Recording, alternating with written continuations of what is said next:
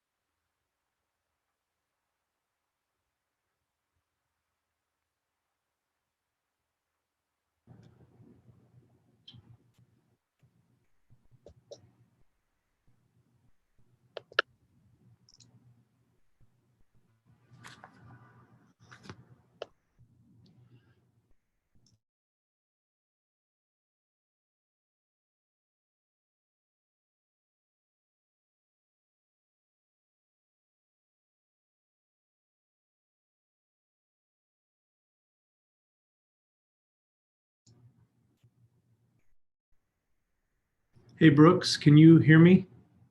This is John Prashant. John, this is Keith. I can hear you. Can you hear me okay? Sure can. Very good.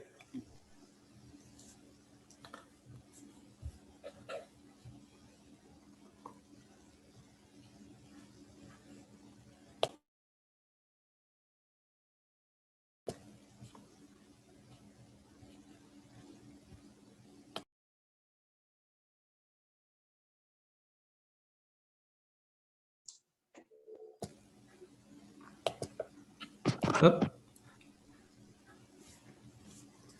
Good afternoon.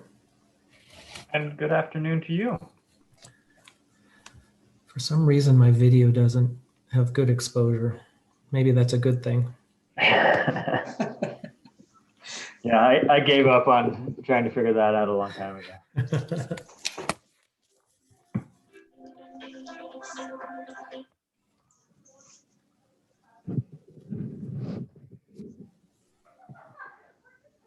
How's the world pandemic treating you? Hi, Jeff. Good afternoon. Hey, how you doing? Good. How are you? Good. Hey, Keith, the secret is a halo lamp. Have you heard Is about that it? Really? Yeah. Right above my head? Well, just kind of in your face. I have Well, one. I have one kind of here, Uh-huh. but then the light bulb shines right in my face and I can't see. That's how it works. Is that the round thing that they used on American Idol? That's the round thing that for That's where I saw it. You know, for millennials that and Gen Xers who do a lot of things on Instagram and stuff. Well, that's good to know. Yeah. Yeah, I don't know why. I'm gonna close the drapes here. Hi, everybody. Hey, That didn't do anything.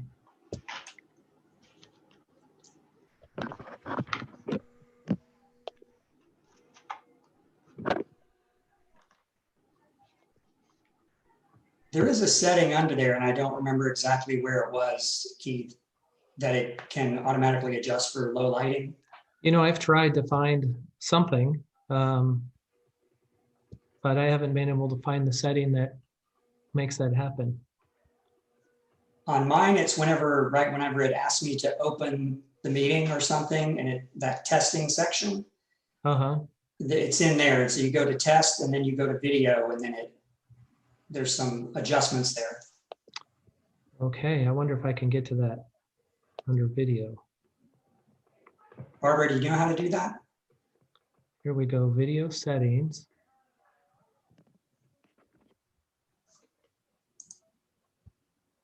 Adjust for low light. How's that? A little better?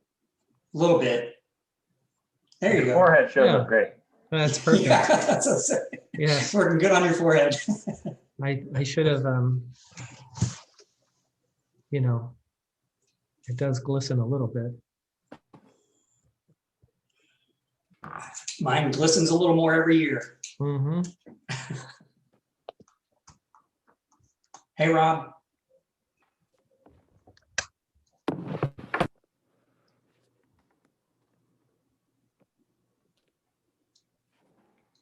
Hi, everybody. Hi, Debbie. Sounded Debbie. like Debbie. Hi, Debbie.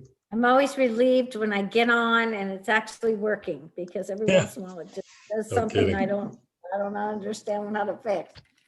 Yeah, good luck with all that. Can you hear me? Yes. You can't. Yes. You can? Yeah. You can hear me. Oh, what do you know? Okay, Okay. come on. Thanks, Barbara. You're welcome. Bye. Okay, here, I'll start the video. Oh, I'll mute you. Here. Start video. Robert has technical There we assistance. are. now. Robert has assistance. Yeah, no kidding. Okay.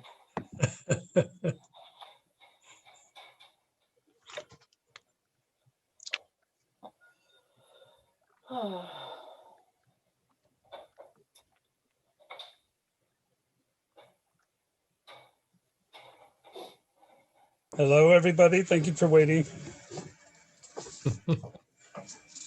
Hello, Robert. You're not I late, have- Robert. I have other talents, you know.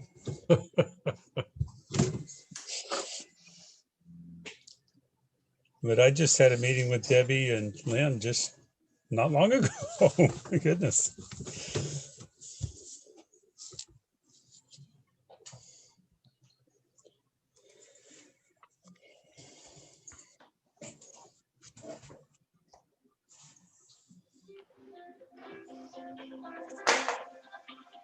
So it's time. Are we waiting for?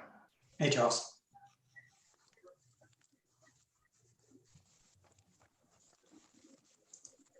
Okay, it should. Yeah, she sent them out yesterday afternoon. I could check the time so you can know exactly.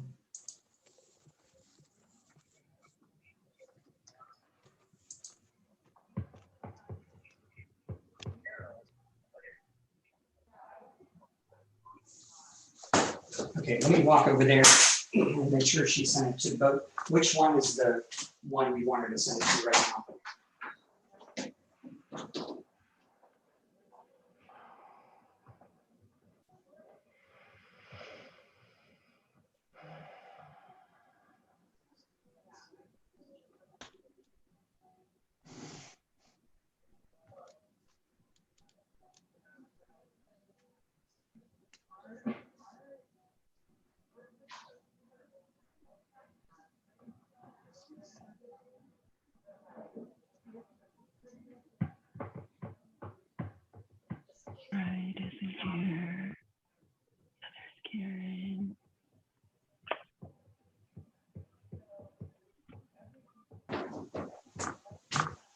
Okay, I'm double checking. I wondered if I could just send you mine if that works. With that. Well, I don't know if it would allow just two people to log in under my account. That's all. But let me try to. I'm wondering if Brooks, just somehow have she- it. Just have him click the link on the agenda, and I'll see him and I'll promote him. Oh.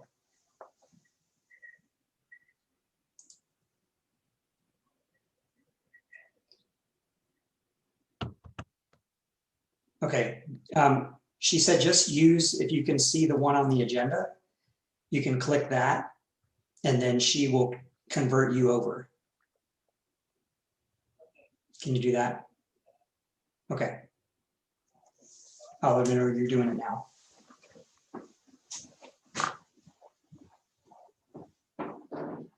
There he is. I bet that's him. So will the real Brooke Stayer please stand up?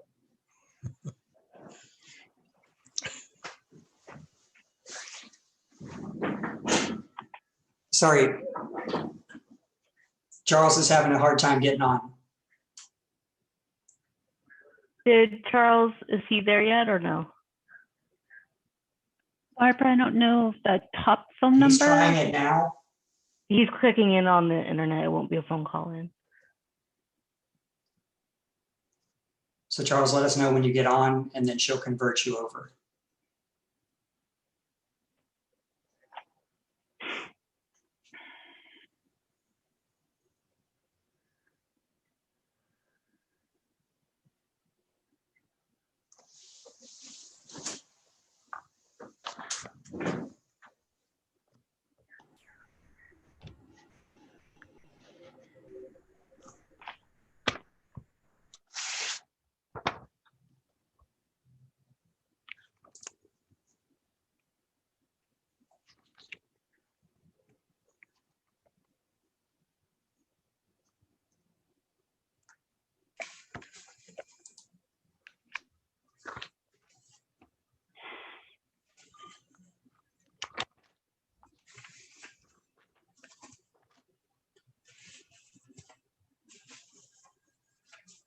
There he is. Vote to panelist.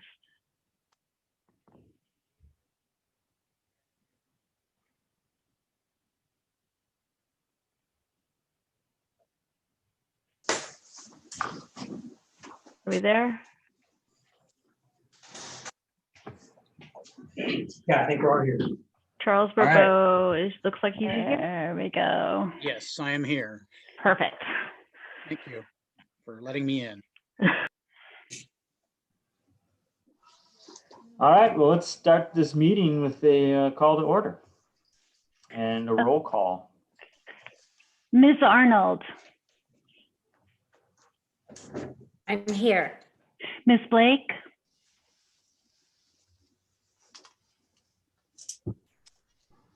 she was here. We lost her. I'll come back. Mr. Burbo, Here. Ms. Bright. Here. Okay. Ms. Compton, I'm here. Mr. Enns, Here. Mr. Gibson, Here. Mr. Hammond, Here. Mr. Heller, Here. Mr. Pichon, Here. Mr. Storton, Here. and Mr. Gomez. Here.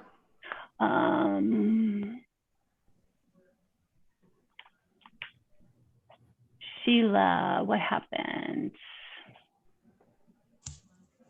If you're still Sheila, muted, yeah, Sheila. she's here. She's muted. Sheila, you're muted. Let me try to unmute you. Can you hear me now? Yes, thank Okay. you. Ms. Blake. Sorry. We have a quorum. President Gomez. All right, let's go to public comment for items not on the agenda. Okay, at this moment, we are taking comment for items not on the agenda. You may, if you wish to make a comment, just hit raise hand, or if you're on the phone, I think you can hit *9.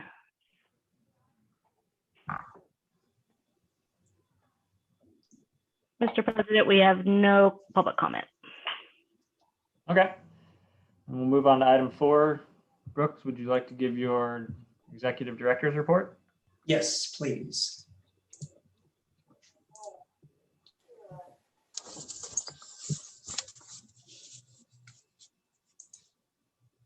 Okay, can everybody see the PowerPoint? Yes. Yes. Okay. You see at the beginning of your packet, the credit card statement and the expenditures listed. Normally we have 1 or 2 months, but there's 3 months this time. So it's a little bit more as far as the total amount, but I think that everything's in order. But if you have any questions or comments, please let us know. I also want to mention that we're required to do, and I've said this a couple other times, but I just want to remind you of it because it's a big deal for 1383. The state requires us to update our integrated waste management plan every 5 years, and we have to communicate with all the jurisdictions and the representatives from that jurisdiction. So we formed a local task force, and we've been meeting with them, and then those areas in blue are the things we have to highlight regarding our integrated waste management plan.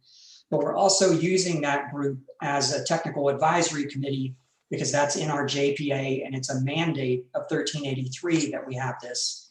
And so we're not only communicating updating the plan, but we're introducing the ideas that we're rolling out with 1383 to this group. And just so you can see, we've got good representation from everybody, including the community service districts. So everybody's been participating well, and I think this is really going to help with rolling out 1383. And just to update you on the plastics legislation that passed this year, or what didn't pass, probably the biggest one was 541080, which was a dual bill, and it required all single-use packaging to ultimately phase into being recyclable or compostable, and it came very near to passing. I think it was 4 votes shy, but it did not pass. AB 793 was a little more focused. It's on beverage containers, and it goes from 15 to 25 to 50% recycled content by 2030. That did pass. So in the next couple of years, beverage containers are going to have to contain recycled plastic. And then there was a ballot initiative that didn't make the signature run this election, but it's going to be on for 2022. And it's a little more lengthy than this, but the bottom line is there's basically up to a 1%, 1 penny fee on all plastic items, packaging or bottles or whatever. And it is a styrofoam ban, not polystyrene. It's very specific on that. And that's going to be on the ballot. And I've seen some of the polls behind that. And there was a majority of citizens seem to favor this. So I think that's got a strong chance of passing in 2022. And if you have any questions about anything, just please interrupt me as I go through this. Another one thing I want to talk about as far as solid waste regulations in California, we pulled together every bill that's been passed for the last 35 years. And so here they are individually, and I know you can't really see those, but just to let you know, they do about 15 bills a year actually passed. So the total is actually 509 in the past 35 years. And so the point here is that California is a place where we get a lot of regulations and we get a lot of oversight from the state on solid waste and recycling issues. And I see that trend continuing, and we're going to discuss that in item 18 as well, but just want to give you a little background on what California is doing. And also remind you that we serve on the legislative task force, which there are about 4 times as many bills proposed every year that are actually adopted. So we have a lot of work every year analyzing those bills and giving comment as they're going through the process. And SB 1383, the language was finally approved 10 days ago or so. And so it's going to take effect January 2022, 13 months away. And so there's quite a bit to do there. We did see some letters requesting relief from various groups, but they're asking for the coordination of permitting between the water district or the air board or Cal Recycle, additional funding, or even postpone the deadlines. And Rob would maybe be able to comment more on this than me, but I don't see this having a whole lot of traction at this point. So I think the regulations are going to be on schedule, and what we see today is going to be happening 13 months from now.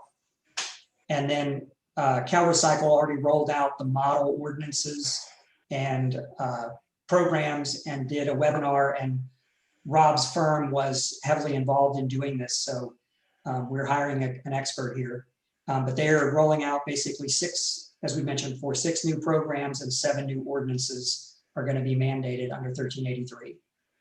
And so going back to that local task force, we're coordinating already. And so I think we're going to have a plan to roll this out come January. And the revenue or the fee audit that R3 was doing on the 2% franchise free and the $3 a ton landfill fee, that's completed now. They've gotten with every licensed hauler. And so right now we're reviewing the draft reports internally. And then once we get the comment back to R3, we're asking them to present that in the spring to the board and just have a short 5 or 10 minute presentation on the total findings, and not specifically single out anybody who overpaid or underpaid or people we owe money to maybe, but just the general outcome. And then specifically we can look at how the board wants to react to that. And then we're going to ask R3 for recommendations on improving the clarity and simplifying the process, because right now there's some interpretation and there's some complications to it, and we think we can improve that. And as we look at funding 1383, it would be a good time to do those simultaneously. If we're going to fix this and improve it, we may need to increase the fees along with it. So it'd be a good time to look at all that. And R3 as our consultant could help us give recommendations on that. And that's, unless there are other questions about it, that's all I have for the oral report.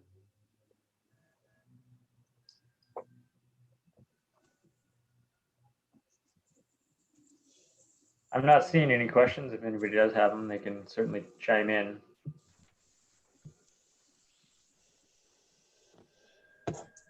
All right, seeing none, that's moving on to the consent agenda. First off, do we have any public comment on anything on the consent? Okay, if you wish to make comment on items on the consent agenda, please raise your hand. I see you, Eric. Give me 1 second. Let's see.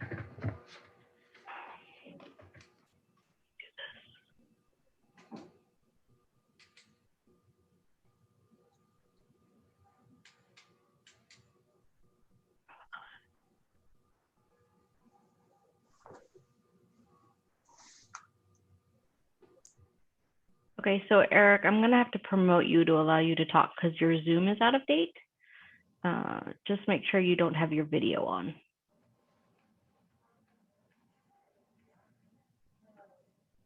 Okay, and you should be able to unmute yourself now, Eric. Okay, this is Eric Greening, and actually my comment was actually a question relative to the executive director's report just given. And that has to do with, is it expected that the implementation plan for SB 1383 will have any impact on local control of land application of sewage sludge?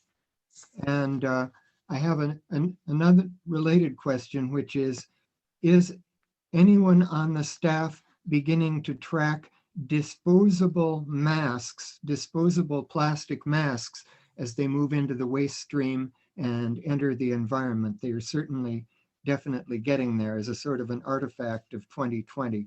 But my big question is SB 1383 in its implementation likely to have any impact on the ability of our county and other localities to maintain local control over land application of sewage sludge? And thank you. Thank you, Eric. Brooks, you got any answers to that one? I don't know of anything, excuse me. I don't know of anything that's going to be on sewage sludge in 1383. Rob, you would know specifically? There was a previous draft of the bill that had a number of parameters around land application. The state is pursuing a separate regulatory process for land application of biosolids, and so they removed it from the 1383 requirements, but it is definitely an issue that they're looking at and trying to manage to prevent bad outcomes from a water quality perspective. Okay, is that going to be local control? Yes, there will be some impacts to local control likely to that. Okay. And then regarding the mask, I don't know of any local tracking of any of the solid waste agencies or, excuse me, companies on that, and we are not. Okay, that was it for public comment. Okay. Bring it back to the board. Does anybody on the board have any questions on this consent? Do they want to pull any items, or do we want to just make Chairman Gomez Hammond would like to have a staff report, verbal staff report on item 9, in particular, the corrective actions found by the audit.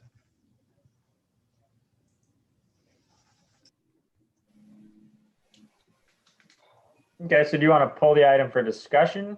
Because I don't know what's going to come out of the report. Not so much for discussion, but just staff's report and comment about the corrective actions that were recommended.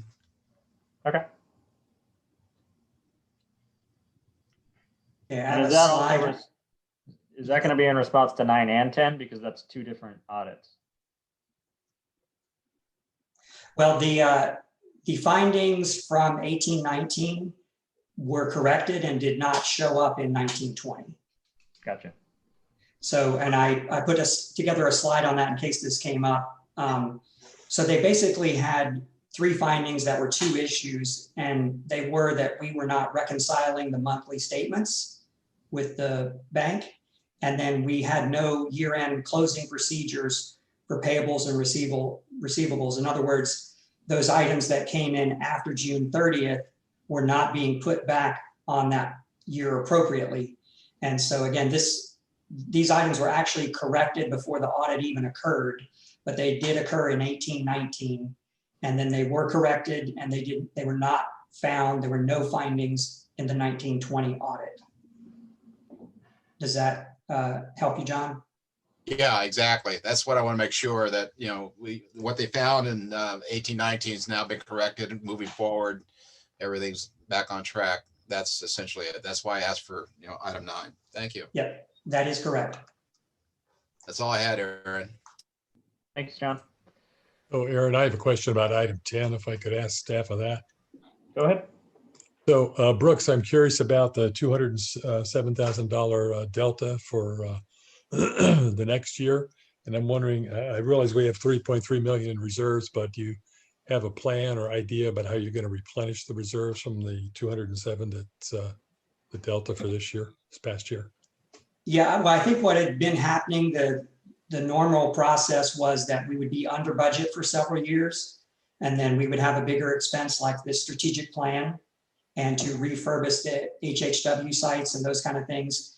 And then so it's kind of this little ebb and flow as I've looked through the past 5 or 10 years. So I think this is kind of normal, but we went ahead and you can see from this slide that we had budgeted 2.9 million, but we only spent 2.4 million. In other words, as soon as COVID started hitting and we started seeing there potentially being an impact to the budget and a recession, we deferred expenses and tried to reserve money. And so I think we were successful because we only ended up being over 200,000 over versus another 600,000. So in other words, you see some vacillation from year to year yes, in this absolutely. range? Yep, Okay. it's kind of what we've done is we built up close to a $4 million reserve, and then we spend $500,000 or so, and then we build it back up again. Okay, that answers my question. Thank you.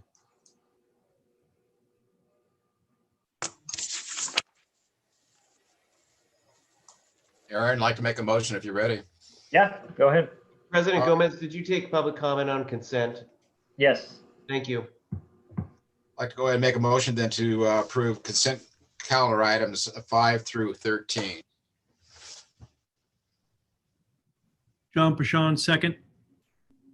All right, we got a first and a second. Can we get a roll call on this? Mr. Hammond, Aye. Mr. Pishong, Yes. Ms. Arnold, Yes. Ms. Blake, Yes. Mr. Burbeau, Yes. Ms. Bright, Yes. Ms. Compton, Yes. Mr. Entz, Yes. Mr. Gibson, Yes. Mr. Heller, Yes. Mr. Storton, Yes. President Gomez. Yes. Motion passes unanimously. Yes, but I'm on the phone with somebody. Okay, else we're right on to now. the regular agenda, item number 14. Do you have any public comment on the regular agenda? Okay, if you wish to make public comment on items on the regular agenda, please raise your hand. Okay.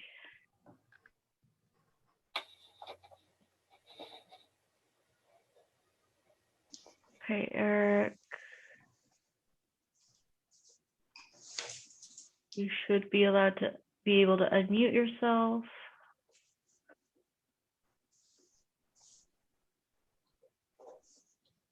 Were you talking to me? Yes, you're ready to go. Eric Greening, yeah. And is this the time to speak to item 18? Yes, it's on the regular agenda. All right. Well, first of all, I would like to say I share all of the thoughts expressed by Janine Rands in her correspondence. And I'd like to also share an additional concern with the prospect of actual dismantlement of the IWMA, and that is that it is not responsible for the IWMA to make board to make such a decision, or for any entity within the IWMA, any city or county or the CSDs to make such a decision until they have a hearing of their own to explore the financial implications to their taxpayers of the actual cost of having to comply with all of the state and federal regulations as an individual entity and depart from the economy of scale that is inherent in the existence of the IWMA. In other words, I'm adding economic issues, should we say taxpayer stewardship issues, to the environmental issues, the public health issues, so ably explored by Janine Rands. And I would also just note that this is an added burden, it would be an added burden not only financially, but in terms of staff, time, and expertise to those local jurisdictions at a time when the tax base for local jurisdictions is shrinking. We don't know how long the economic crisis spawned by the viral response will last, but we do know there has been a massive movement of public spending from local businesses which collect sales taxes to online platforms from which no sales taxes are issued. And as a result, most local jurisdictions, cities, county, et cetera, are slimming down and having to make very painful cuts. And the last thing anyone should be considering at this time, it would be absolutely reckless, would be to dissolve an agency which embodies an economy of scale in meeting state and local requirements, and essentially foisting those costs and those staffing needs back on local jurisdictions that are currently losing revenue very quickly, and we don't know for how long. So that I add that concern to Janine Rand's concerns, and thank you. Sorry about that. Okay.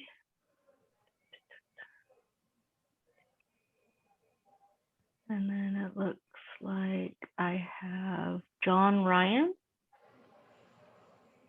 Yes, this is John Ryan. I'm a member of the Governors Association. I manage the Coal Canyon Processing Facility, and I'd like to take this time to comment on the proposed strategic plan that your staff is asking you to provide guidance on today.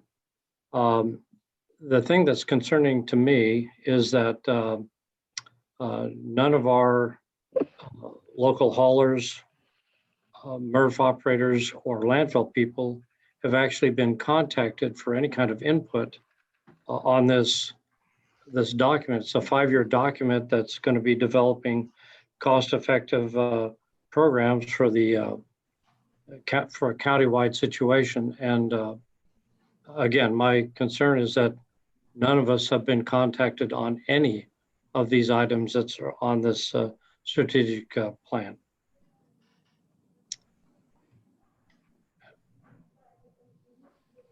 And I'm done. Okay, thank you.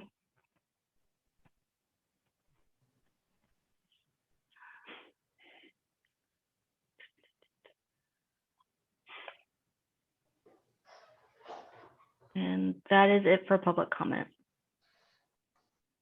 Okay. Item number 15 is a recognition resolution for Jeff Lee. For the sake of time, I don't know if there's a legal obligation to read the whole resolution. I would prefer not to. There is not. Okay, then anybody that would like to recognize or see that recognition, they're more than happy to read the resolution in the agenda packet. He did serve the board for quite a long time, and he did a great job, and I appreciate the leadership that he had, and now where we're moving on to.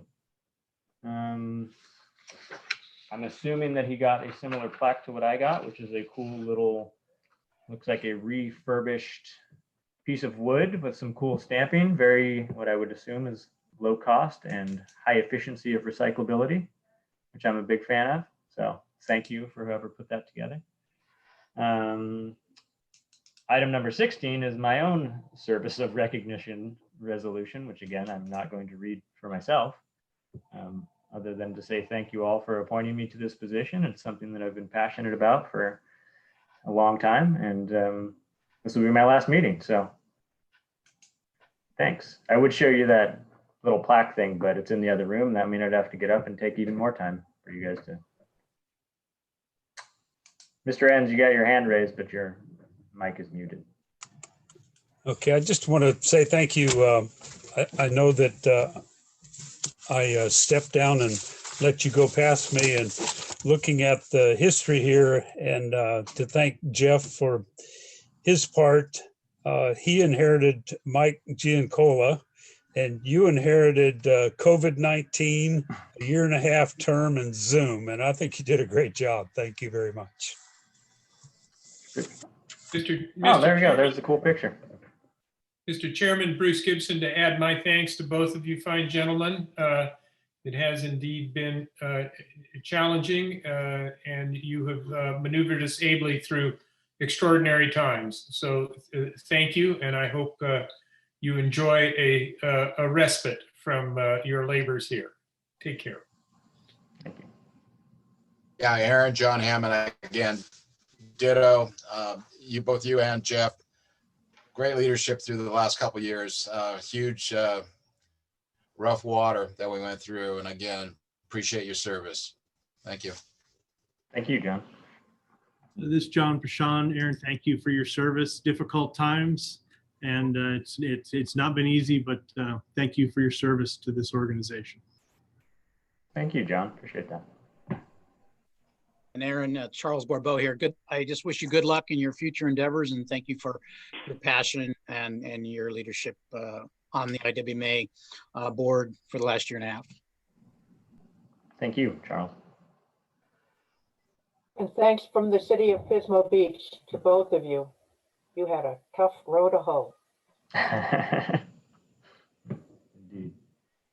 From City of Morro Bay, I think both you gentlemen have done an outstanding job, and we're just getting to the fun part now. Are you sure you want to leave, Aaron? It's going to be interesting the next couple of years. So, Yes, if you decide to come back, maybe we'll find a spot for you. But I think you've done a great job, and the passion you bring to the IWMA is to be commended, and I appreciate the effort and the compassion you've brought to it very much. Thank you. I appreciate that. And I Aaron, don't know if you can see my hand. Go ahead, Lynn. So thank you both for all your hard work the last couple years, and I know neither of you are retiring, so I won't say happy retirement, but enjoy a real life outside of government. So thank you.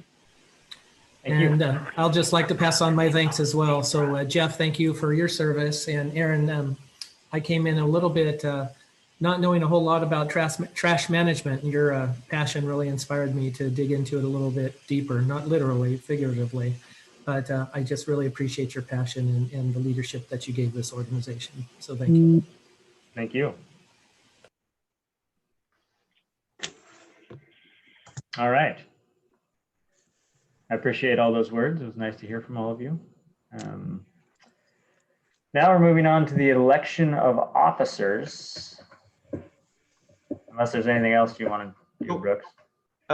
I just don't know if Jeff wanted to say anything. Yes, I think the second Brooks Stayer has his hand up, which I think might be Mr. Lee. Ah. Yes, thank you, everyone. So I just wanted to say I very much appreciated my service on the IWMA. I appreciate the service that this board continues to do. As echoing a little bit of Eric Greening's comments, I'll just say that the IWMA is a regional partnership between the cities and the county, and I think it has been largely successful. Every agency has an opportunity to have refinements and so forth, but I think the regional efforts of all agencies involved make us better together than we are as individual jurisdictions. So I look forward to continuing participating and supporting the Grover Beach representative, Karen Bright, to the IWMA, and look forward to staying in touch with everyone in the near future. So thanks for the opportunity to say hello today, and have a good rest of your meeting. My apologies, Jeff, not seeing your name on there. I did not even realize you were there. I didn't know that there was two Brooks, one of them being you.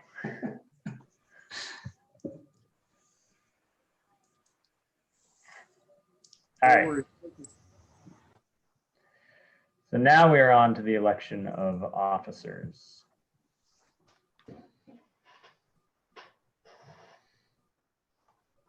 You want me to chime in here, Aaron? Yeah, I mean, I've got multiple things going on, so I can't read that and manage the other devices. Yeah, so essentially Aaron is the president who's leaving the board, and I just, everybody can see this graphic, correct? Yes. And then Robert is the vice president, and then Charles jumped in whenever Jeff had to leave his position for Karen.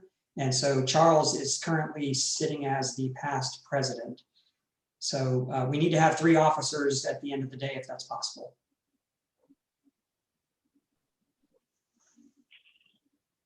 Are you taking nominations now? Yeah, why not? Let's open it up to some nominations. I nominate Charles Bourbeau to take over as president. Well, that's great. I'll nominate Robert Enns. Robert, this is Hammond. Are you willing to serve as president this time? I would be willing to serve as president as long as Charles will step in as vice president. I'd like to take the short term. Thank you, Aaron. Yes, I'm willing to do that. I would nominate Robert Enns as president. And who do we have coming up though for vice president? I mean, we really don't have a seat at this point, do we? Yeah, we need a third person. Right. Yeah, so it sounds like Charles will move in as vice president. And then we would need basically somebody that did the same thing as Charles, as far as it won't be past president, but it'll be somebody filling that third position. Yes. So Charles, would you serve as vice president? Yes. Okay, that would be my recommendation, and slate would be for Robert Enns president and Charles Bourbeau vice president. Second. All right, we got a motion and a second.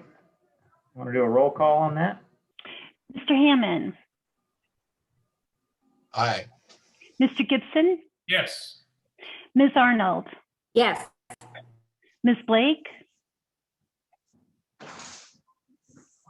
Ms. Blake. Yes. Mr. Bourbeau. Yes. Ms. Bright, Yes. Ms. Compton, Yes. Mr. Enns, Yes. Mr. Heller, Yes. Mr. Pishon, Yes. Mr. Starton, Yes. President Gomez. Yes. Motion passes unanimously for Mr. Enns to become president, and vice president is Mr. Burbo. Congratulations, gentlemen. Thank you. Now the Do we need? third Yeah, the member, third person. and I would nominate Keith Storton, just given what I have heard from him in the meetings, and then that also kind of gives us a nice sweep of North County, Mid County, South County. I If second he will that. accept, I will second that.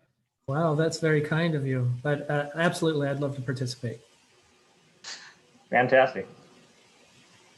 Got a motion and a second, unless anybody wants to comment on that. All right, let's do a roll call on that. Okay, for Mr. Starton to fill the third role, Mr. Gomez, that was you with the motion, and Yes. Mr. Gibson as the second. Ms. Arnold, Yes. Ms. Blake, Yes. Mr. Burbo, Yes. Ms. Bright, Yes. Ms. Compton, Ms. Compton, Sorry, I was having problems. Yes. Mr. Enns, Yes. Mr. Hammond, Aye. Mr. Heller, Yes. Mr. Pishon, Yes. Mr. Starton. Yes. Thank you. Passes unanimously.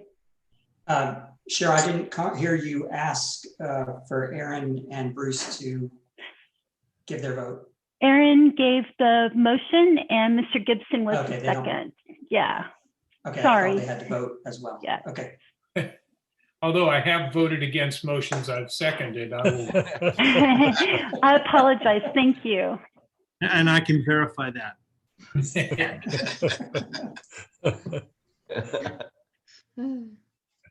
All right, now to the big item, the strategic plan, item 18. Ordinance or authority and enforcement. Okay, give me a second while I pull this up.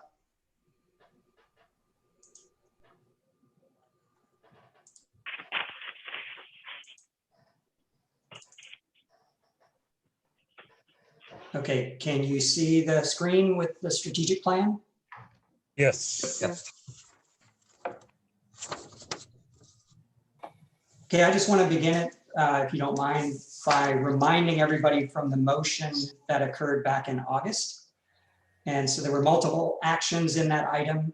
The first was to approve the mission, values, and vision statements and objectives 1 through 4. And then the second was the fifth objective was to be revised and brought back to give options on the following. So A was the nature and scope of ordinances and enforcement. And then B was the governance structure, i.e. the size and composition of the board. So for today, we'll be just taking the nature and scope of ordinances and enforcement, and then at a later time, we'll bring back the governance structure. And as we mentioned earlier, SB 1383 language was finally approved and it takes effect in 13 months.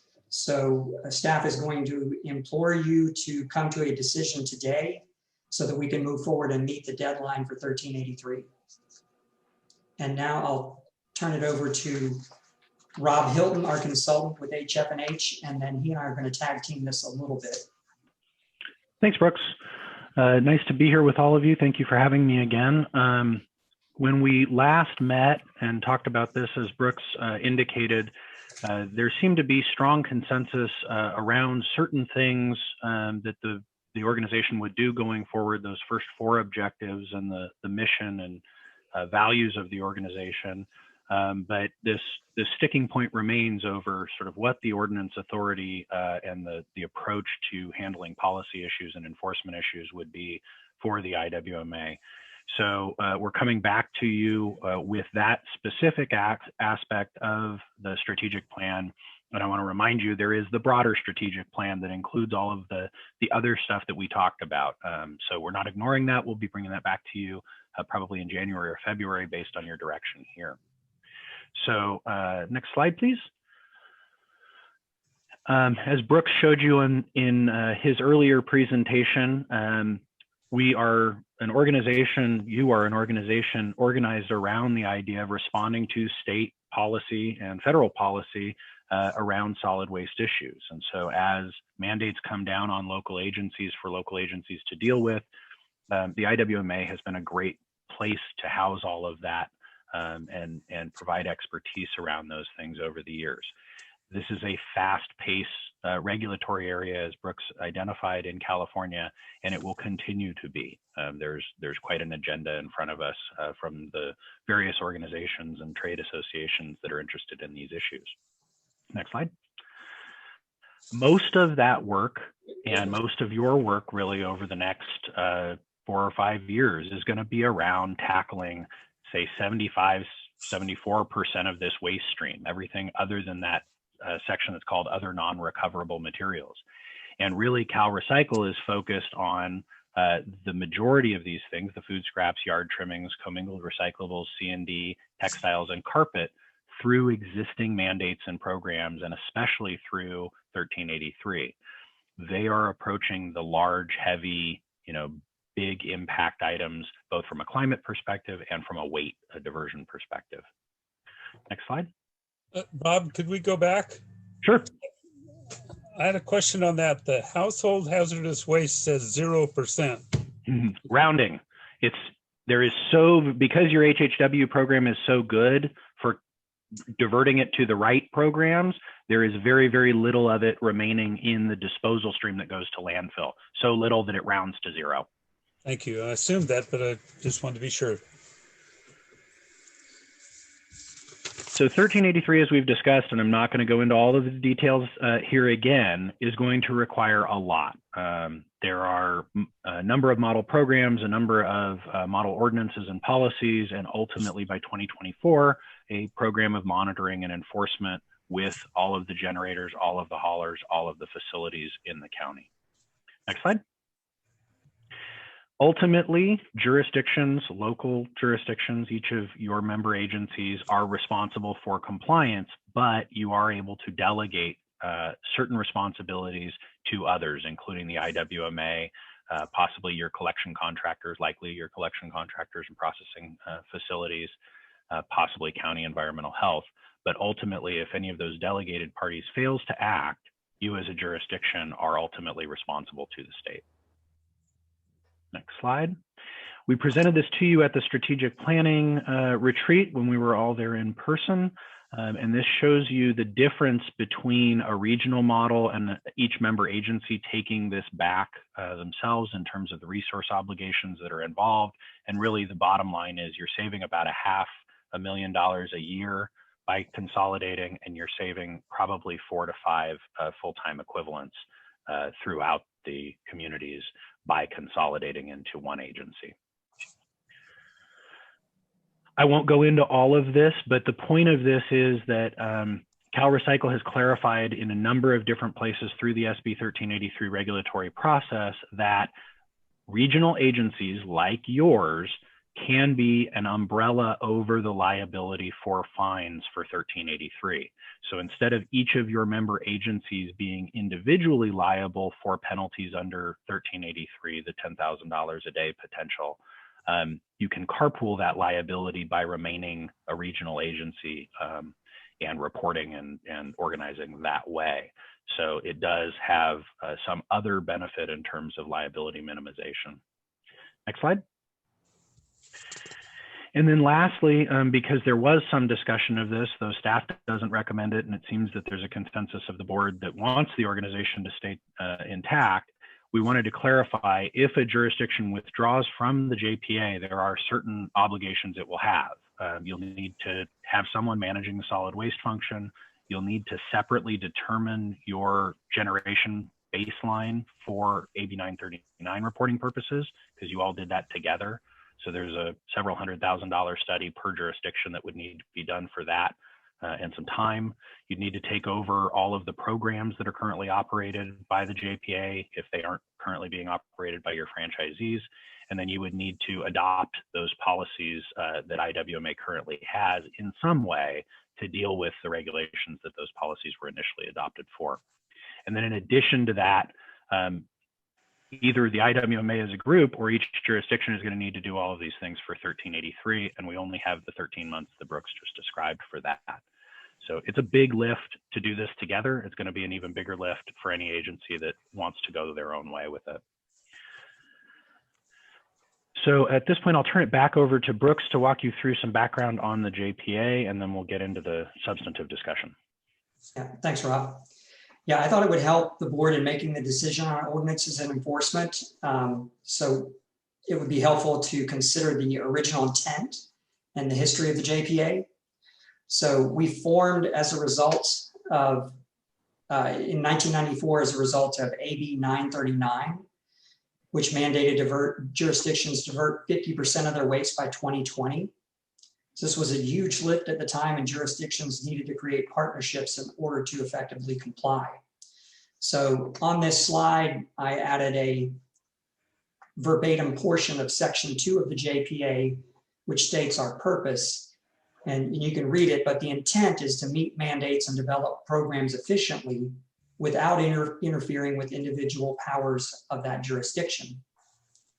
And as Robin and I showed you earlier, since our formation, literally hundreds of other pieces of legislation, including dozens of new mandates, such as household hazardous waste, batteries, paints, pharmaceuticals, mattresses, etc., have been added.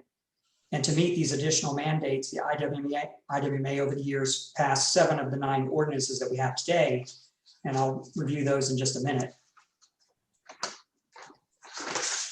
Also, if you look further to understand the purpose of the JPA, you can look at 2 terms that are used in it, acts versus goals.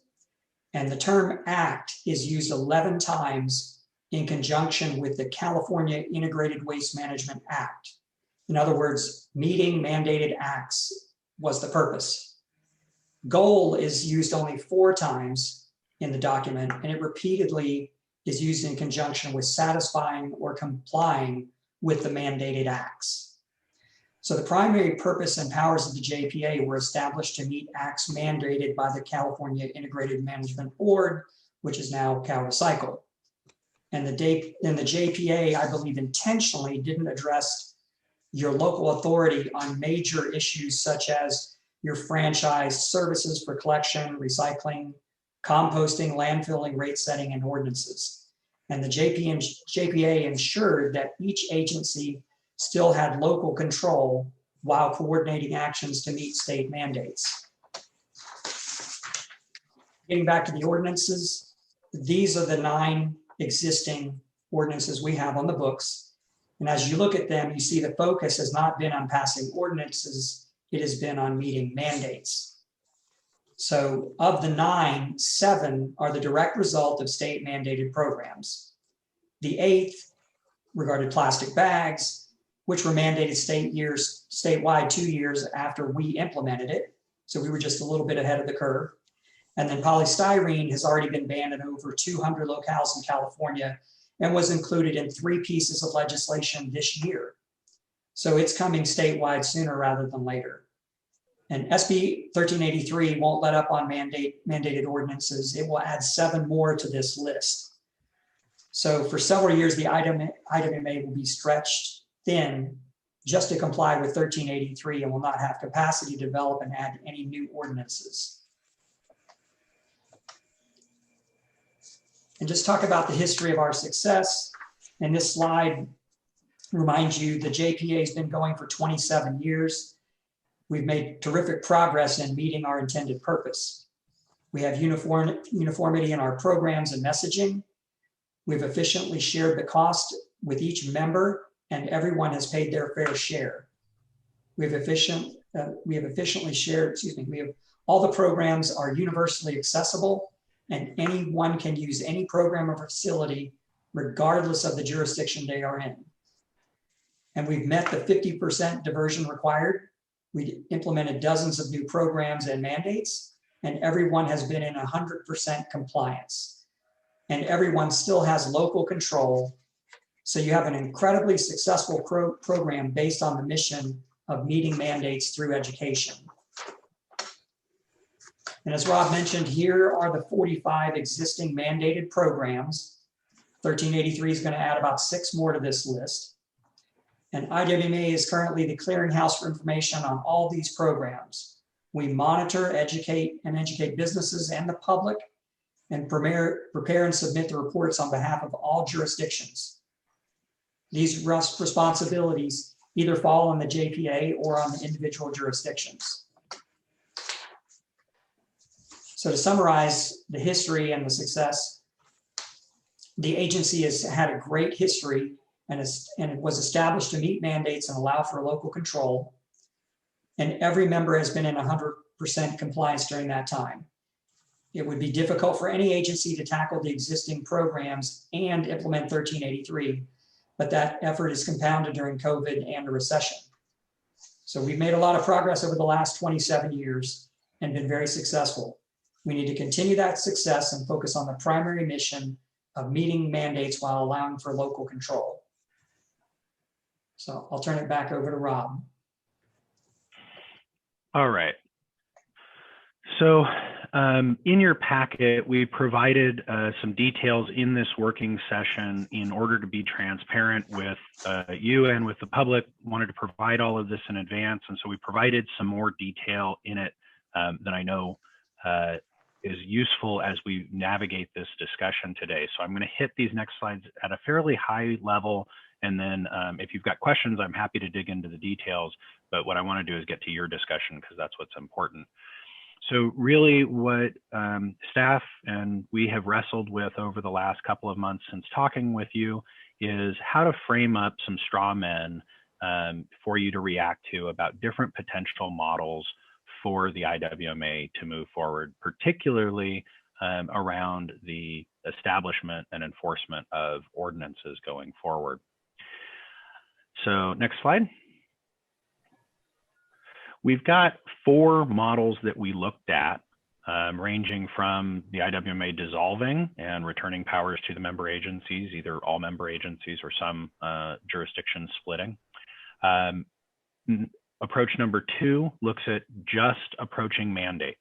So the mission of the IWMA would be to respond to state and federal mandates and not to go beyond that really in the ordinances and enforcement that it does.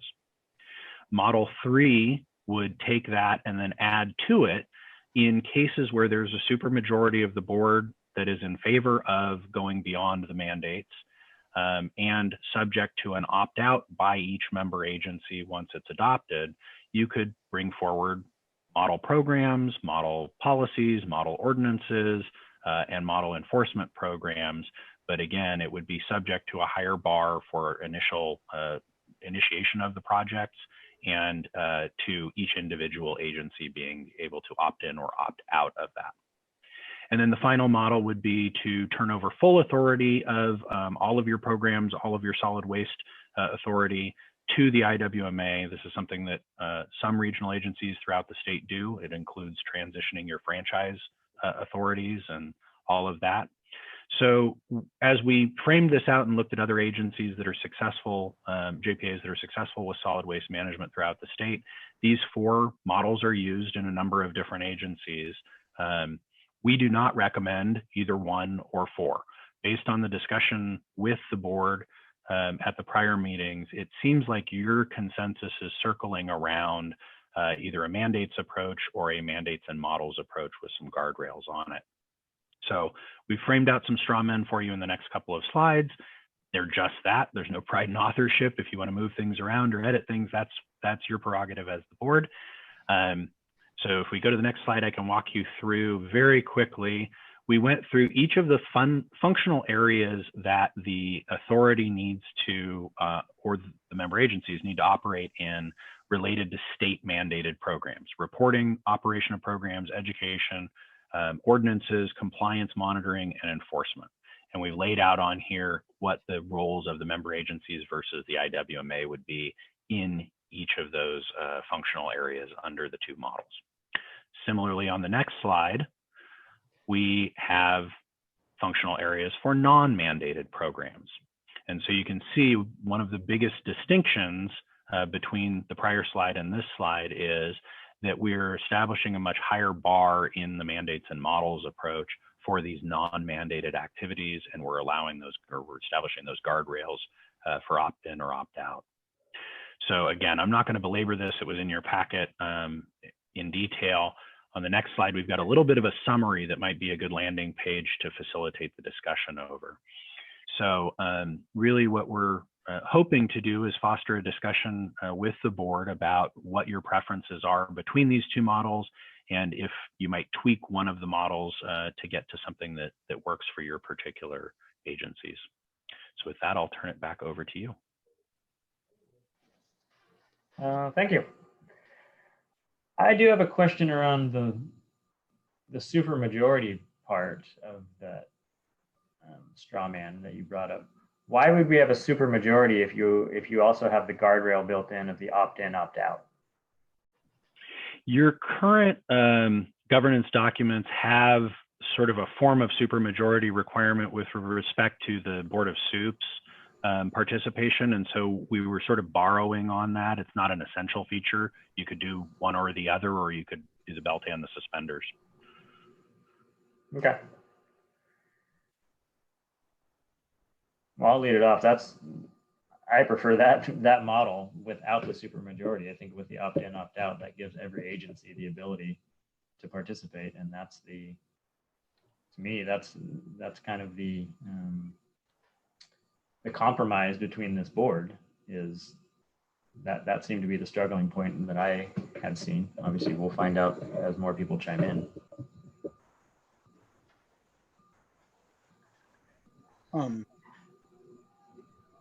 Anybody who wants to is more than welcome to. Mr. President Gomez, this is Charles Bourbeau. Yeah.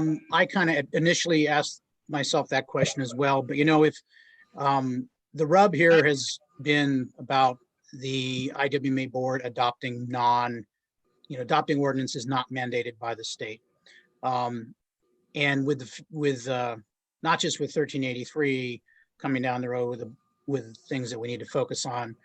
Our staff is somewhat of a limited resource. And if we were to, if a majority, wanted to adopt an ordinance, even though the other agencies could opt out, it's still an expenditure of the staff's time and dedication to involve the IWMA in a non-mandated ordinance.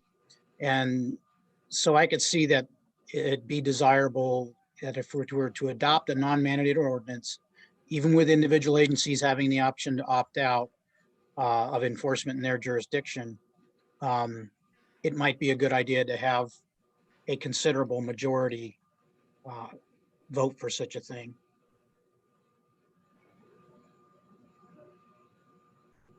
Okay. President Ms. Gomez, Anand, looks like you. Oh. Yeah, can you tell? I can't tell on this particular, with the screens up, if you can see me or not. So I'm going to go ahead and ask Rob. Rob, would you say that out of the summary of options presented, that what was originally written up, the JPA was formed around, probably the closest one is item number 2, and that the IWMA would monitor ordinances related to the federal or state mandates. And then you already told us that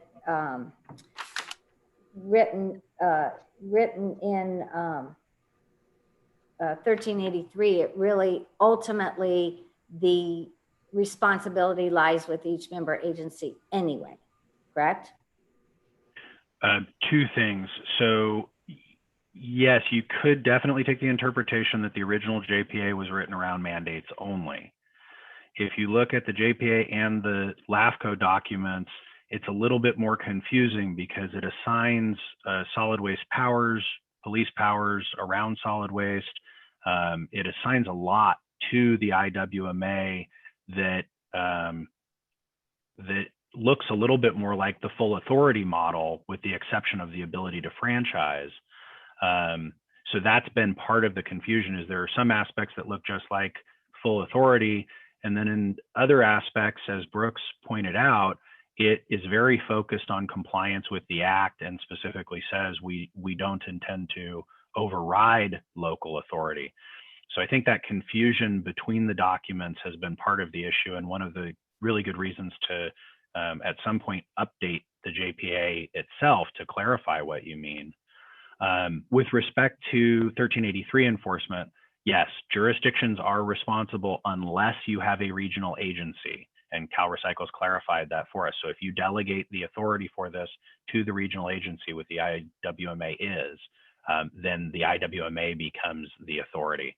That's not true of all solid waste JPAs, only solid waste JPAs that are recognized as regional agencies with CalRecycle. So you have sort of special status there. Which we are recognized. So I guess where I have been vocal is, and it's not so much on the enforcement end, as long as we're dealing with federal or state mandated ordinances. I have been on principle opposed to the fact that this body is legislating over the member agencies, whether they want to be legislated over or not. So where I'm trying to go is simply if any member agency is free on their own to create any ordinance they want, they can go far beyond mandates or not. All of us are subject to the mandates. And whether the enforcement then is done by the IWMA or it's done by the jurisdictions themselves or any other agency, whether it's a state agency, a federal agency, or some other code enforcement or something like that, it doesn't really matter because these are already, these are mandates, they're written into law.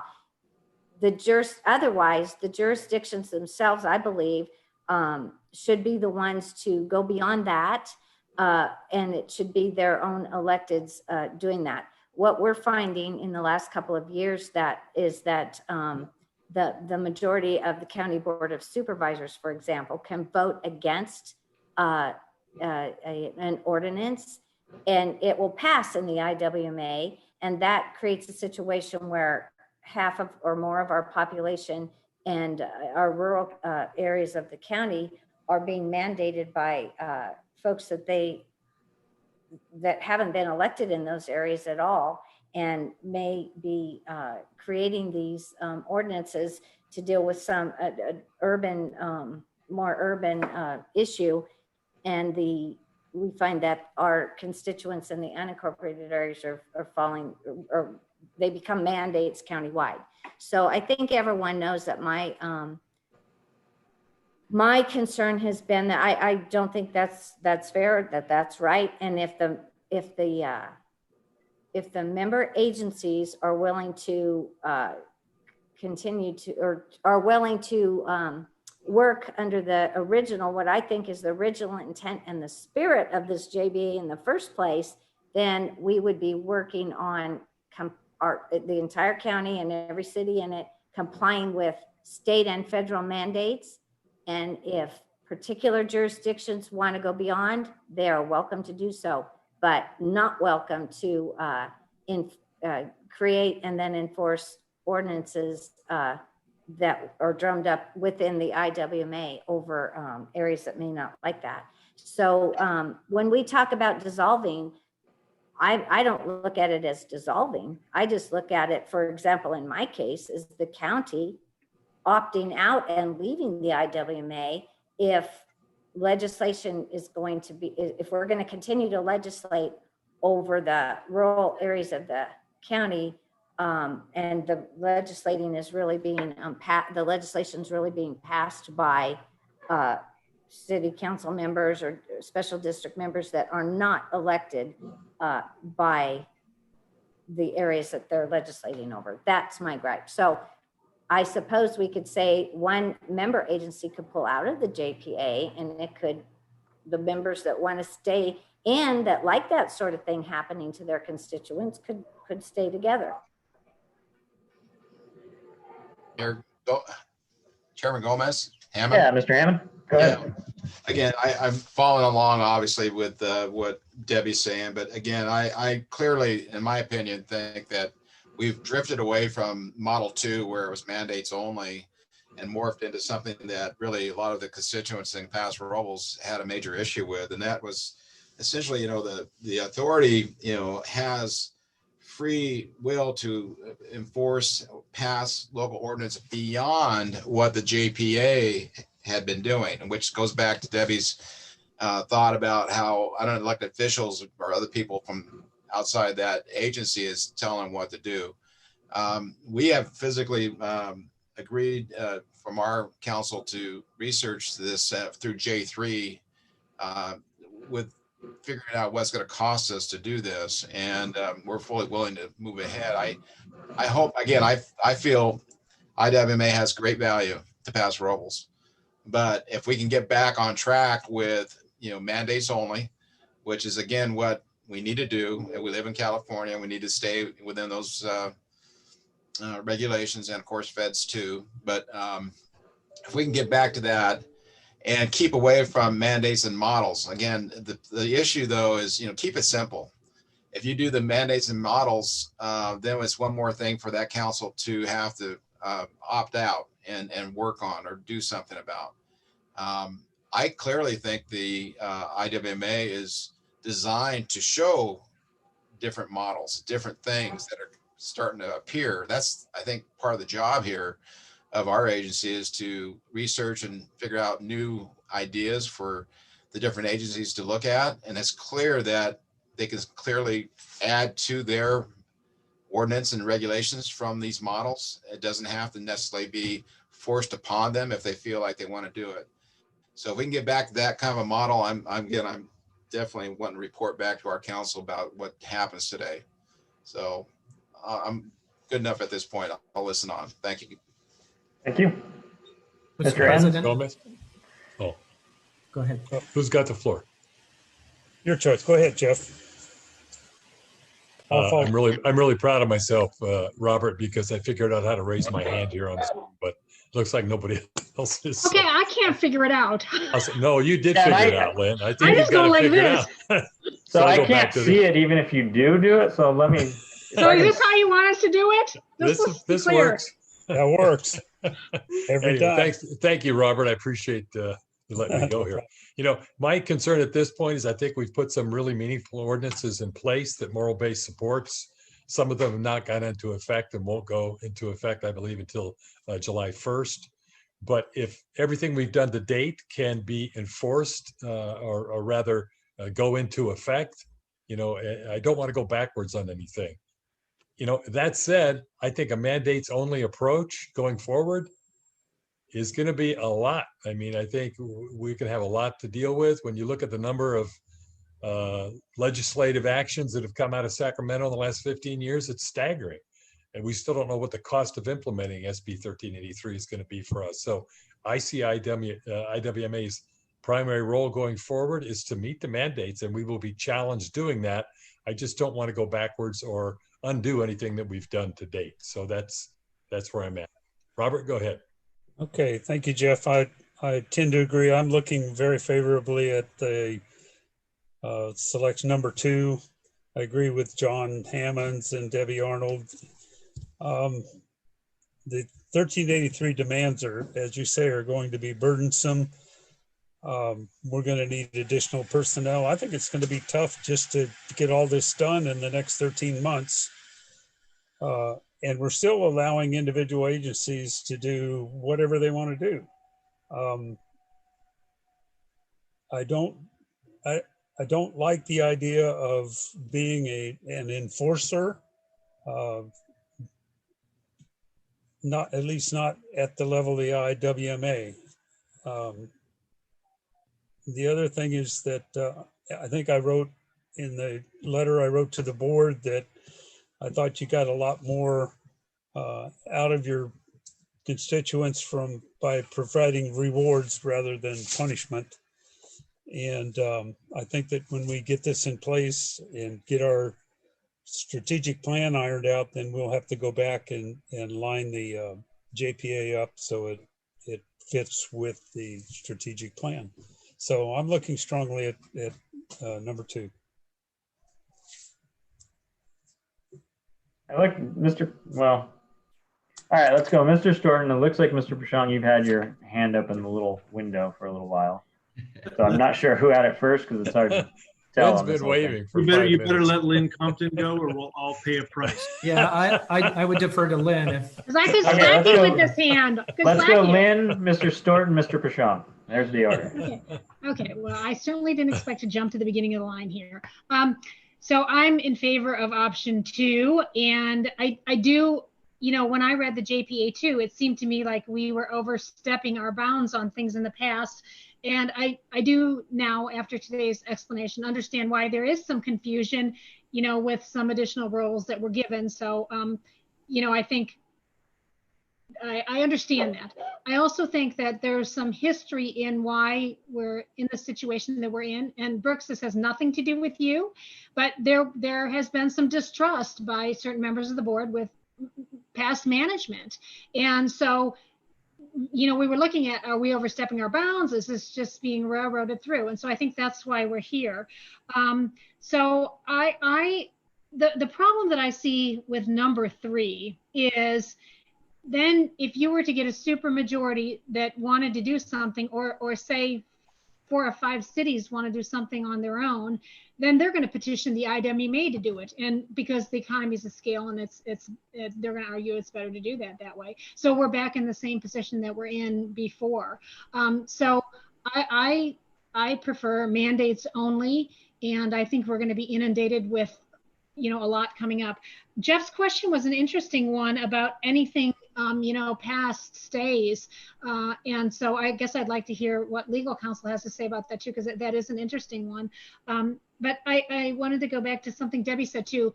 You know, being in a very rural, unincorporated area, the needs and wants and desires are very, very different than a rural area like San Luis Obispo. Not saying right or wrong, just saying completely different constituency base and different attitudes about things. So what's right for my area may not necessarily be right for somebody else's area, and vice versa. What's right for Aaron's San Luis Obispo may not be right for here. So I think that's the problem that we have. And I think that this is not just a problem on this board. I think we see it on other boards too that we sit on.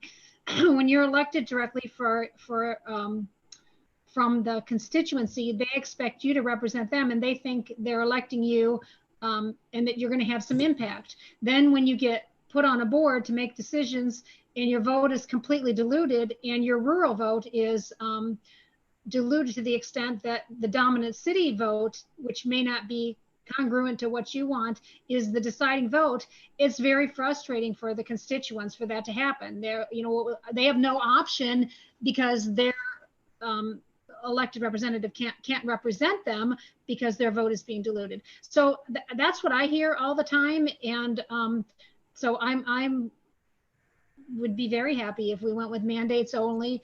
And I just think there's problems down the road. That doesn't stop any city or jurisdiction, including the county, from doing, excuse me, something that they want to do that's different and knock themselves out if they want to do that. So those are my comments.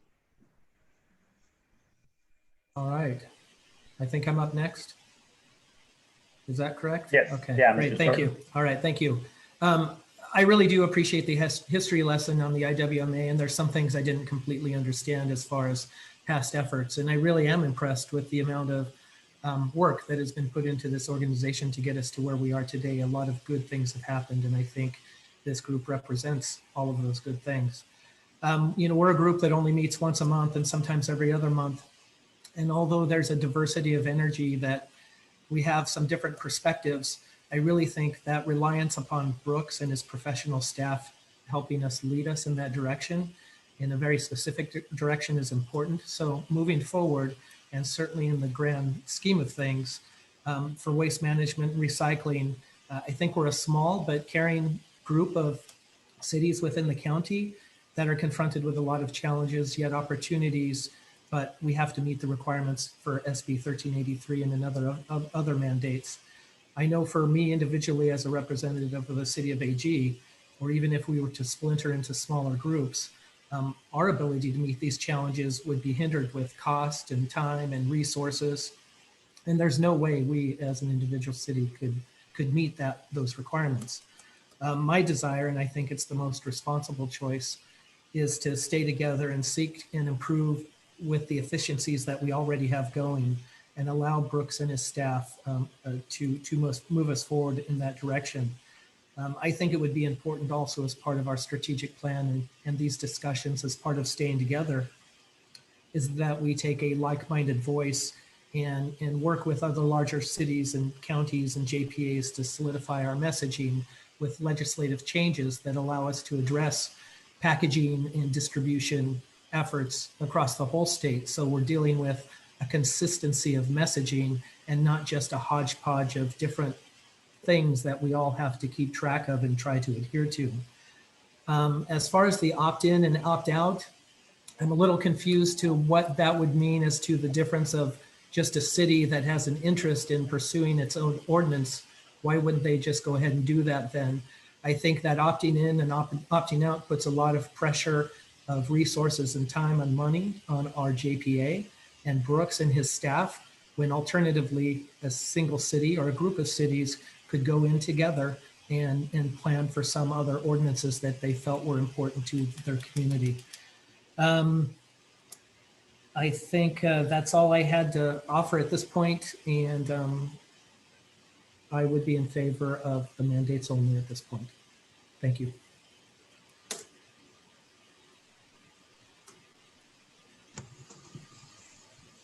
Mr. Pashang, you are up to bat. All right. I would also be supportive of the number 2 mandates only. And I think that's the way, the direction we should go in, because I do believe that there's going to be a ton of things coming down from Sacramento over the next few years, and plus, what we know is coming, and it's going to be a pretty tough time. So I would recommend that we move in that direction today.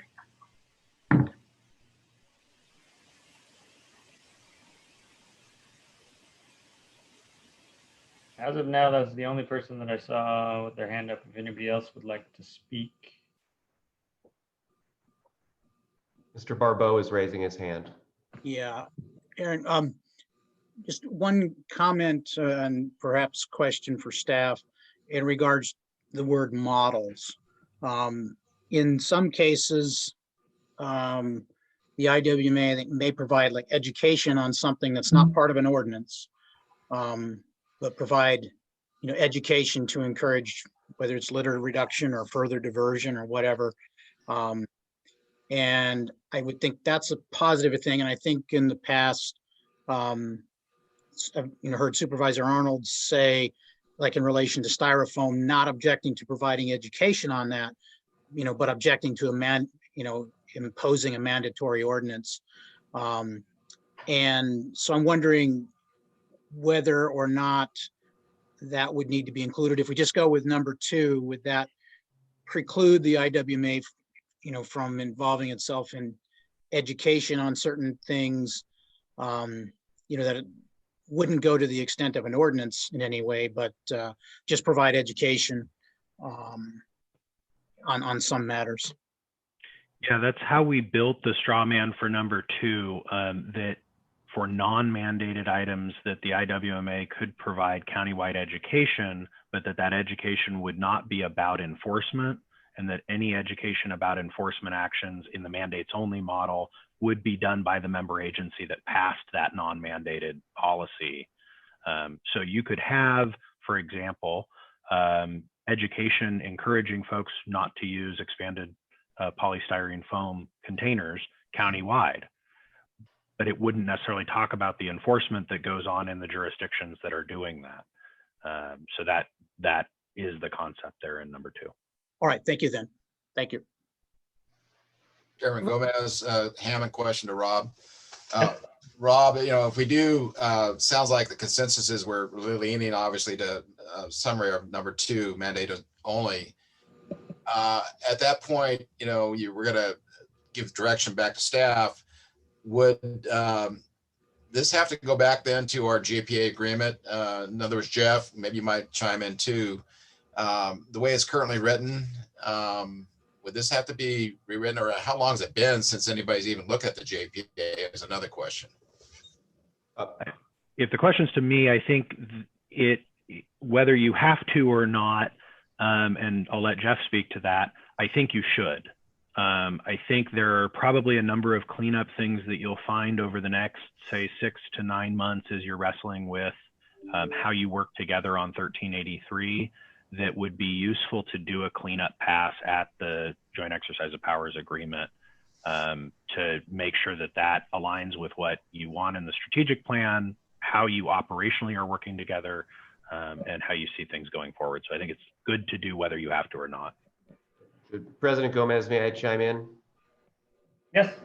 Thank you. Director Hammond, thank you for the question. I was expecting that.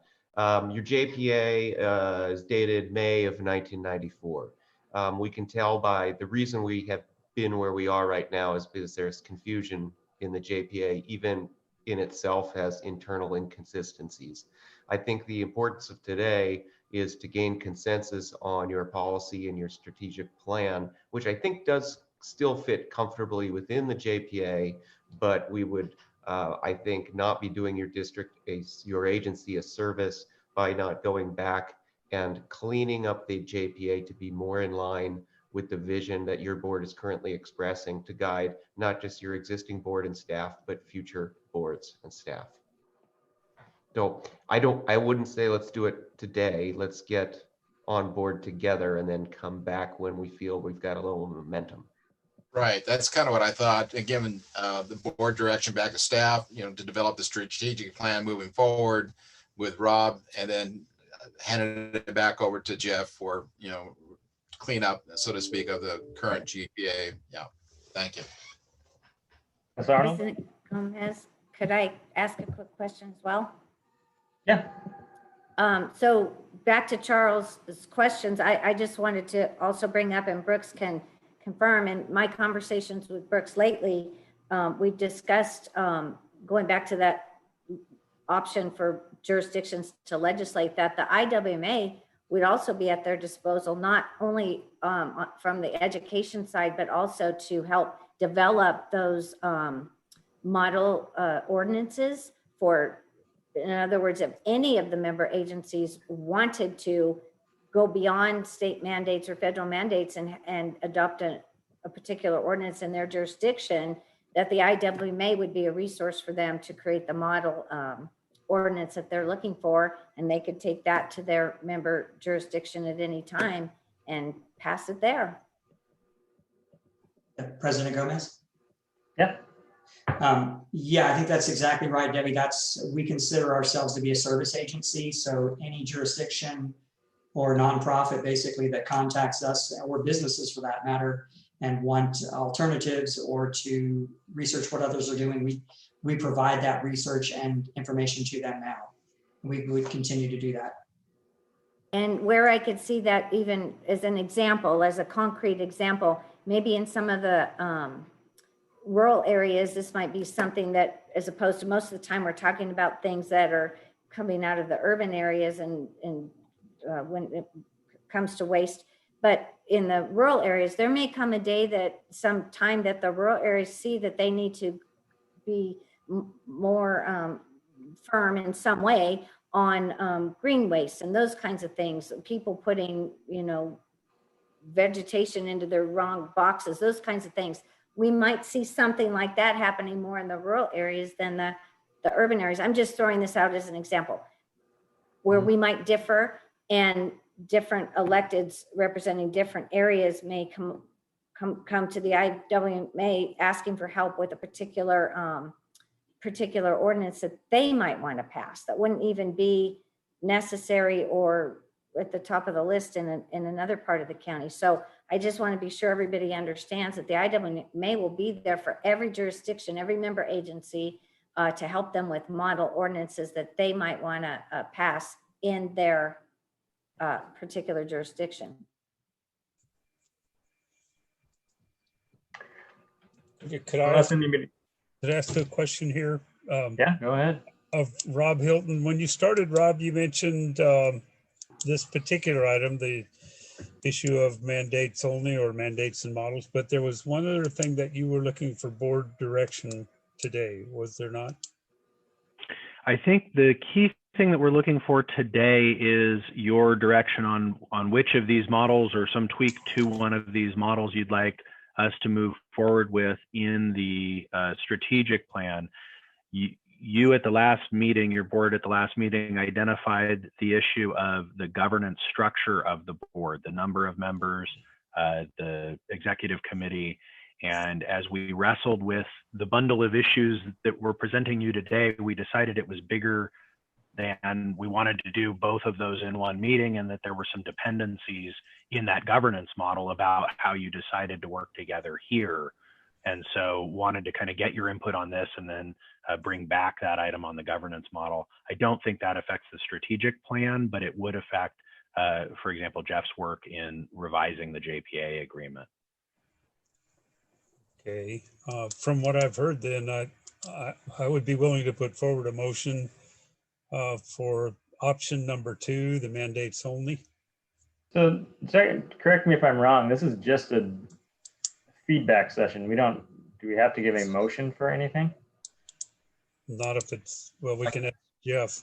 No, I don't think you need, I'm looking at the way this is drafted by Mr. Stair. It looks like you're just receiving staff direction. And I think right now you have a consensus. If Mr. Enns wants to make a motion to determine consensus, he's certainly free to do that, but it's not an action item.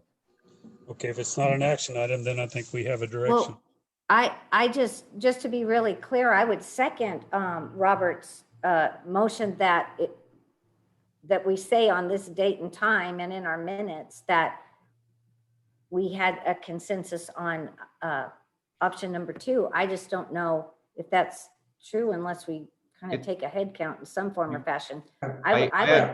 I understand Supervisor Arnold. It looks like Mr. Rob Enns has made a motion for number 2, and would you provide are you providing I would like to provide a second. Then we can call for a roll call and make it very clear in our minutes what direction we were.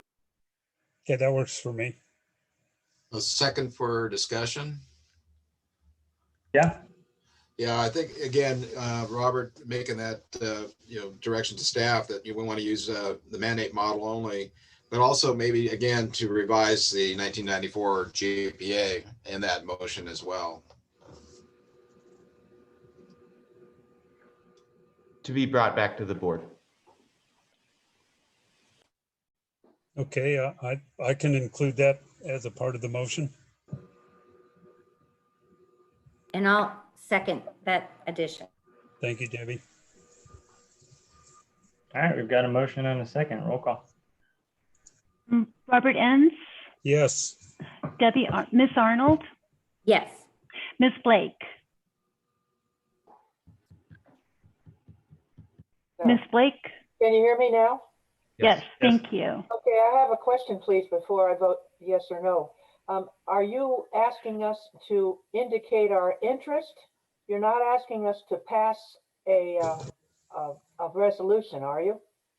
No, you can't pass a resolution in this because it's not actually agendized. Okay, fine. Then You're basically just making a motion to give that this is the direction, and we are taking a vote on that. Again, it's nothing that can be done other than direction for a JPA change, and that it will come back at a future agenda item or future agenda. Okay, then I'm voting yes. Mr. Bourbeau? Yes. Miss Bright? Yes. Ms. Compton? Yes. Mr. Gibson? Yes. Mr. Hammond? Aye. Mr. Heller? Yes. Mr. Pichon? Yes. Mr. Storton? Yes. President Gomez? No. Motion passes 11-1. Okay. Is it 11-1 or 11-2? I heard one no. Was there another no? Sheila Blake. Oh, I'm Sheila sorry. said yes. I'm sorry, Ms. Blake. I thought. She said yes. Okay. Oh, all right. She was just asking for clarity, so it might have sounded like no off the bat. Okay. So I have 11-1. Correct. So moving on to future agenda items and member comments. I'm going to make a comment simply because this is my last time around with you guys. You know, just seeing what we have just gone through, as somebody that's been pretty entrenched in the conversation around waste and recycling and plastics, I hope that this board understands the gravity of the issues that we are going to be confronting and currently are confronting, that we seem to have missed along the way in this argument of what a government agency should and should not do. I think great conversation, and obviously everybody wants to represent their organization, but nobody really brought up the fact that we have a mountain of issues that are coming down the pipe down with the realities of what chemical compositions are in the plastics that we are dealing with and what the health repercussions of those are, as well as the environmental impact repercussions. We talk about educating people. There is no amount of education that will change this behavior in the time that we have left to do so. Education, if you actually look at it from a budgetary item, it's one of the least efficient ways to deal with this issue, because nobody can really wrap their head around it, even from a professional standpoint, because markets change, the way that people view what can and cannot be recycled change, our waste haulers and MRF representatives, their messaging changes. All of this comes to us, and then we somehow have to disseminate that out to the public and think that they will have an understanding. It's taken me several years just to get to the point of getting fact-based answers on where a lot of our waste is going. And even then, it's a very gray area, especially when it comes to recycling. Some people say that there are local markets that take it all. If you look at California as a whole, a recent report came out that 75% of our recycling is still going offshore. That may not be, you know, for our local jurisdiction, it's hard to say, but we know that that's happening on a statewide level. And we also know that the global impact of that is drastic. You can't blame other countries for mismanagement of waste when it's our waste that they're taking and it's our waste that we're actually selling to them. So it's kind of my closing piece, is that I hope that we realize we can't educate our way out of this, and that we are a waste management authority. I hope that people take the time to understand how our systems work and work with the haulers and understand that our scope of work within them and how we create our contracts with them have a vast impact on what the future of waste here is going to be. Because we have certainly not solved the issues around recycling or how we manage plastic. And we've been claiming that we've been doing it for quite some time. It just isn't true. So those are my thoughts. Mr. Chairman? Yeah. If I might, let me thank you for being the conscience of this agency. I'm going to miss having you here. This agency could be doing much more than it's chosen to do with the vote we've just taken, but such is the nature of practical politics in this day and age. I hope that you remain engaged from your position as a citizen. And again, I thank you for bringing these issues to us and speaking with the passion and the conviction and the knowledge that you have. I will miss your presence, sir. Thank you, Mr. Gibson. I appreciate that. So if we don't have any other comments or future agenda items, that will bump us into closed session. How are we doing closed session? We do it differently in a lot of different meetings. So how are we doing that? If I may, everyone will leave the meeting except myself, and then Barbara is going to transfer it over to me. And then I'll notify her when the meeting is over. And then if there's any reportable action, we will post it on the website. So essentially, we're going to close the meeting to the public at this point and turn it over to me. Do we stay on the same link that we're on? Yeah, you don't need to do anything. Okay. And just so for the benefit of the public, any reportable action will be posted on the website. Do I need to take public comment for Please closed session? Please do. Okay, so we are taking public comment for closed session item 20. Okay, it looks like Janine's hand is raised.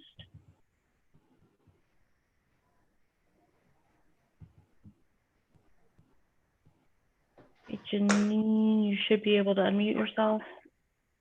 Yeah. Go ahead. Can anybody hear me? Okay. Let's see. Do you hear a buzz in the background? You're fine. Okay. I wanted to give an input into the discussion about the JPA and the IWMA, and you didn't call for public comment. So I'd like to know if I can add my comment right now. So just for clarification, we did call for public comment. That was at the very beginning of that. Right, that was at the very beginning, but I thought after you discussed, then the public gets to come in and make a comment. Well, we opened it up for public comment, so that was the time to make a comment. Darn it. By the public. I wanted to be able to comment after I heard the board discussion. So that's why I would like to make a comment from this meeting. Okay, make your comment. We've all been talking about this, and I, for one, watching the IWMA for about 4 years, have been astounded, let's say, at the many details and intricacies of handling an agency and all the stuff that the IWMA does. Miss Arnold and Lynn Compton talked about needs and wishes and desires that their communities might not have the same as cities. But we're talking about trash, recycling, hazardous wastes, and green waste. We're not talking about needs, desires, and wishes and like projects. So we're all consumers, we're all human buyers, and we all buy basically at the same stores. We bring home the same products, and the same products need to go somewhere, whether they're recycled, trash, or green waste. So this is what we're talking about, getting rid of our waste management of all of the products that we humans are buying. I'm concerned that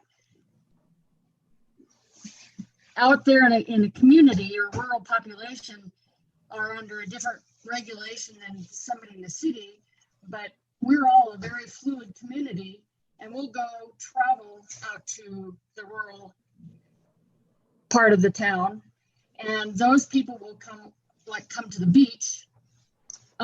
If there's different regulations from within 15 miles of each other, it creates confusion. Why don't we look at this as a population going forward, addressing our critical need of the enormous amount of trash that is being created? We're a growing population. We're getting hundreds of new people by the month coming in from Sacramento, from Los Angeles, from San Francisco, where they know these things, and yet they might move to Pozo and nothing's regulated. Come over to San Luis. We need to look for the future, be progressive, deal with this stuff as let's say a nation, not just isolated Santa Margarita. So that's my part. Let's be together. Thank you.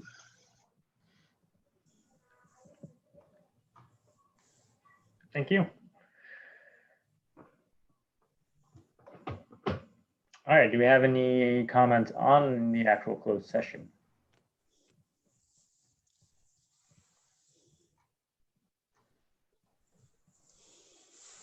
is no public comment. Okay, then at this time, we will move into closed session. Thank you to the public that participated. And I'll see you somewhere not on these Zoom meetings.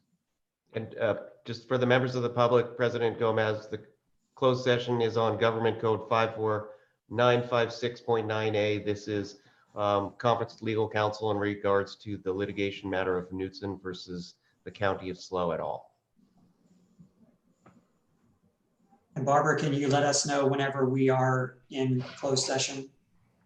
I will do so.